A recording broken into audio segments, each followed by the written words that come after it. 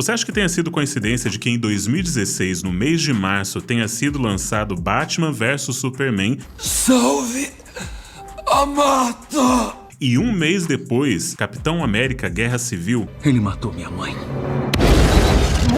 Os dois colocando os principais heróis de suas franquias lutando um contra o outro. E que tal o filme Formiguinhas, que foi lançado um mês antes de Vida de Inseto? Ou ainda, Cemitério Maldito e Aterro Maldito sendo lançados no mesmo ano. Existe uma grande diferença entre criatividade, safadeza e esperteza, que é quando a pessoa tenta pegar carona no sucesso da outra. E hoje você vai entender a diferença desses elementos na indústria cinematográfica. Então já se inscreve no canal para você não perder nenhum conteúdo.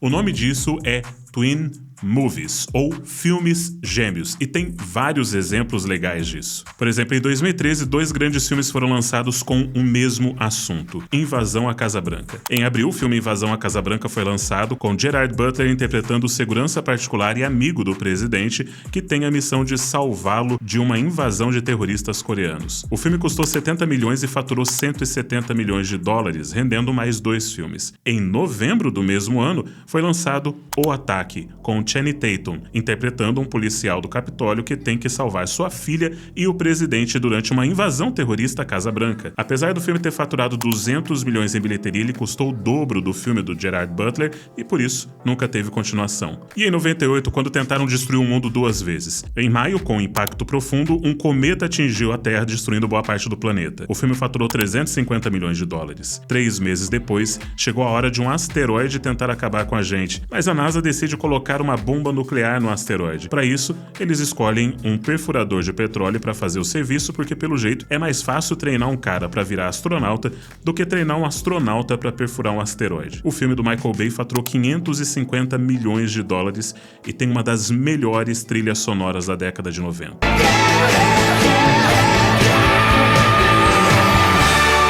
Isso pode acontecer por 3 motivos, de acordo com o jornalista Mark Hughes. O primeiro é a mera coincidência. Isso acontece quando já existe algum assunto, algum tema que está tão em alta que coincidentemente alguns estúdios resolvem falar sobre ele.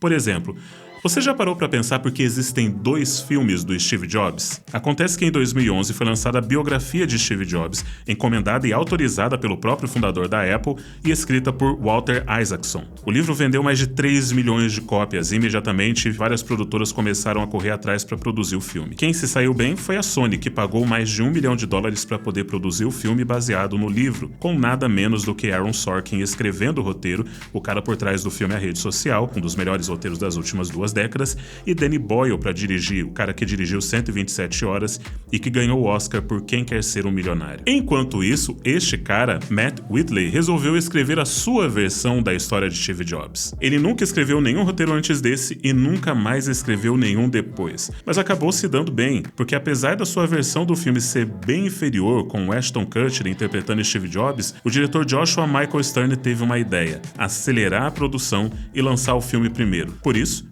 em 2013, Jobs foi lançado e arrecadou 42 milhões de dólares em bilheteria, enquanto que Steve Jobs foi lançado 2 anos depois, custou 3 vezes mais para ser feito, e apesar de ter sido indicado a 2 Oscars e ser muito melhor, conseguiu apenas 34 milhões de dólares em bilheteria. As pessoas já tinham visto uma versão ruim e não viram motivo para assistir outro filme do Steve Jobs.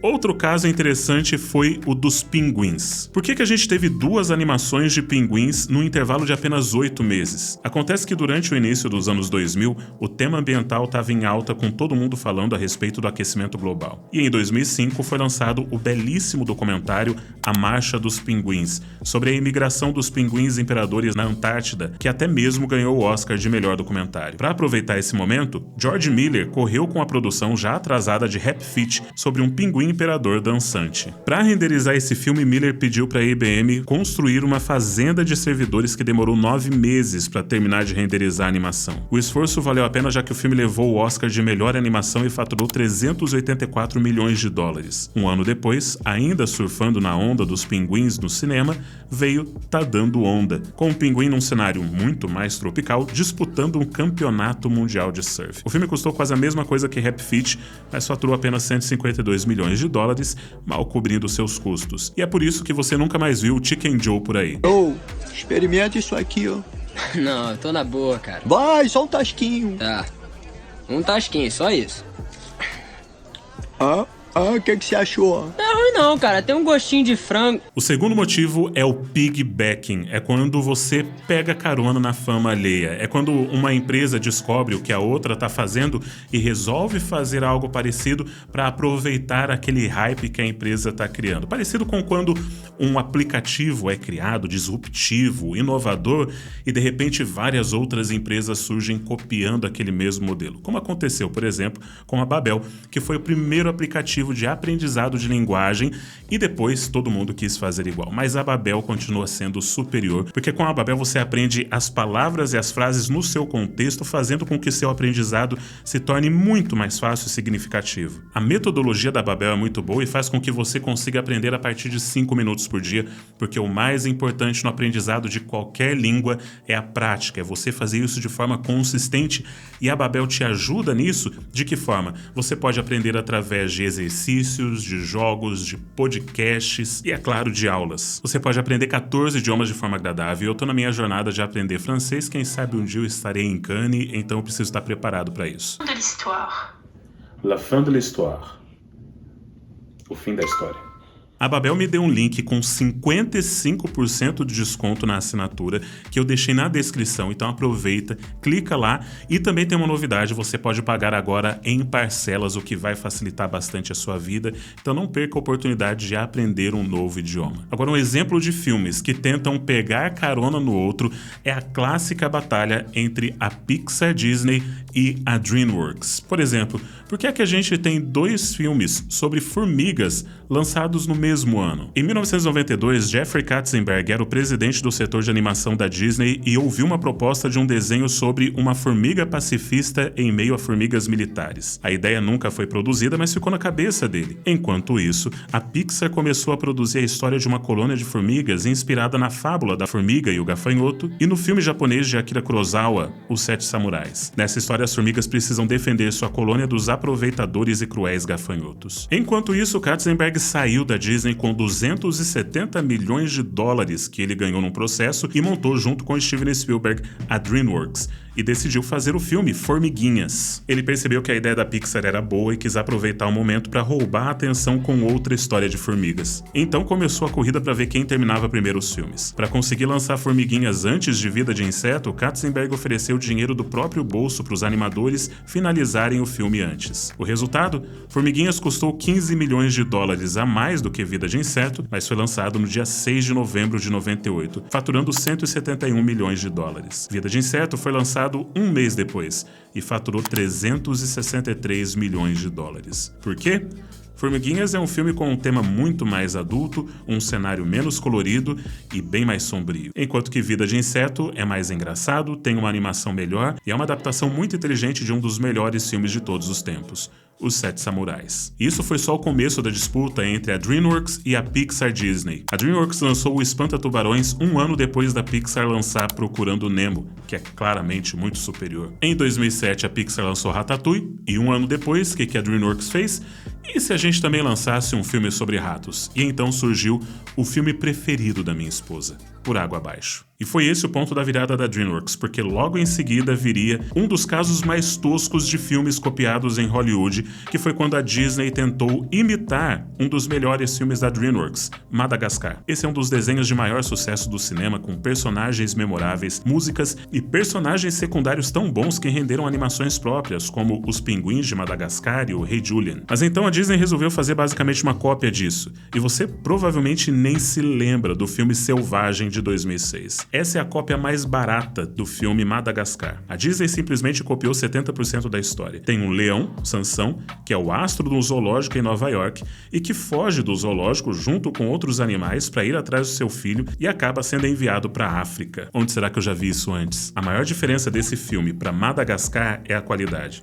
Madagascar da DreamWorks é muito melhor, em todos os sentidos. Foi vergonhoso para a Disney. A bilheteria foi de apenas 102 milhões de dólares, enquanto que Madagascar conseguiu 556 milhões de dólares e virou uma das franquias de maior sucesso do cinema. Filmes gêmeos são lançados há muito tempo. Em 1997 tivemos 2 filmes sobre vulcões destruindo cidades: O Inferno de Dante, com Pierce Brosnan, e Vulcano, a Fúria, com Tommy Lee Jones. Em 98, o Show de Truman foi lançado com uma das melhores atuações de Jim Carrey interpretando um cara que não sabe, mas tem a vida toda sendo filmada no reality show. No ano seguinte, Matthew McConaughey fez Edge TV. Pois é, ninguém se lembra disso. Mas esse foi um filme onde um empregado de uma loja de vídeo concorda em deixar uma equipe filmar sua vida para um programa de televisão. Em 2000, todo mundo queria pisar em Marte, então em março tivemos Missão Marte com Gary Sinise e Tim Robbins, e em novembro tivemos Planeta Vermelho com Val Kilmer e Carrie-Anne Moss. E em 2009, quando a gente teve 2 filmes sobre um muito interessante ambiente de trabalho de seguranças de shopping acima do peso. Em janeiro, a gente teve Segurança de Shopping com Kevin James e 3 meses depois foi a vez de O Segurança Fora de Controle com Seth Rogen. Em 2009 o mundo acabou 2 vezes, em 2010 e 2011 foi a vez de irmãos lutarem boxe, mas em 2006 aconteceu uma das maiores coincidências do cinema. 2 bons filmes sobre mágicos ambientado no século XIX. O Ilusionista foi lançado em 18 de agosto com Edward Norton. O filme foi baseado num conto a respeito de um jovem mágico que usa suas habilidades para conquistar o amor da sua infância, mas acaba se envolvendo numa história sombria e perigosa. 2 meses depois, O Grande Truque entrou para o cinema. Escrito e dirigido por Christopher Nolan, também baseado em um livro, o filme narra a disputa entre os 2 maiores mágicos ilusionistas de seu tempo, num dos melhores filmes de Nolan. E o terceiro motivo para termos filmes iguais sendo lançados juntos é o mais bizarro, porque é quando uma empresa pequena faz uma versão ruim de um filme simplesmente para tentar conseguir que algumas pessoas assistam seu filme por engano. Por exemplo, em 2005 foram lançados 3 filmes com o mesmo título, Guerra dos Mundos.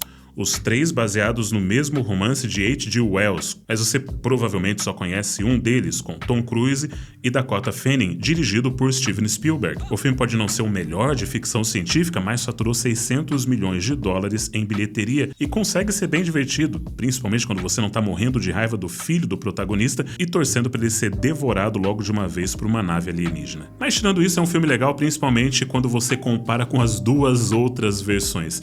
Como em 2005, o Tom Cruise ia lançar esse filme, todo mundo sabia, 2 produtoras bem baratas resolveram fazer versões toscas desse filme, já que a obra de H.G. Wells já não tem mais direito autoral, e eles fizeram isso com um único motivo: tentar enganar o público. Vai que alguém aluga o filme deles por engano achando que é o filme do Tom Cruise, e então surgiram essas 2 pérolas. Uma das versões é o Guerra dos Mundos de David Michael Latt, o mesmo cara que fez o filme Sharknado, que poderia dar errado, né? A outra versão é essa obra de arte ambientada na era vitoriana. Mockbusters são filmes toscos lançados com um único objetivo: fazer com que as pessoas vejam por engano a versão tosca de um filme bom, e tem vários exemplos disso. Em 2007 foi lançado Transformers, um dos maiores sucessos do Michael Bay, mas no mesmo ano tivemos Transmorphers, essa mistura de Transformers com Exterminador do Futuro de baixíssima qualidade.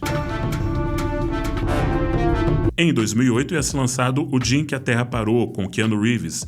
Mas para tentar roubar o público, alguns meses antes foi lançada uma versão que conseguiu ser pior do que o filme do Keanu Reeves. Todo mundo conhece Pacific Rim, Círculo de Fogo, mas você já ouviu falar em Atlantic Rim? Em 2013, Guilherme Del Toro lançou seu filme sobre Kaijus vs Jaegers, que fez bastante sucesso, traduzido como Círculo de Fogo no Brasil. Mas no mesmo ano, Círculo dos Monstros, ou Atlantic Rim, foi lançado, pegando outro oceano e com robôs que mais pareciam Megazords. E no mesmo ano que a Marvel lançou seu primeiro Thor, a gente teve O Poderoso Thor, que é incomparavelmente superior ao filme da Marvel. E se você tem medo de cobra, 2006 não foi seu ano, porque tivemos aquela obra de arte Snakes on a Plane, Serpentes a Bordo, sobre um voo cheio de cobras, mas também tivemos Snakes on a Train, Pânico a Bordo, sobre serpentes amaldiçoadas dentro de um trem, ou alguma coisa idiota assim. E sabe o que todos esses filmes toscos têm em comum?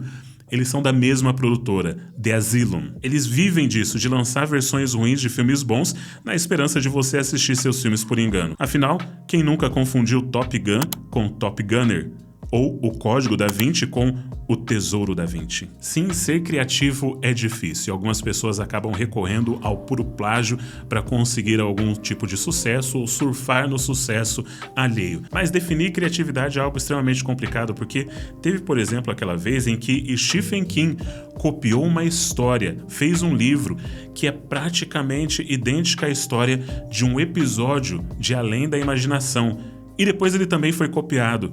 E para entender melhor sobre como funciona a criatividade e esses processos de plágio que acontecem em Hollywood, dá uma olhada nesse vídeo aqui. Um forte abraço e arrivederci.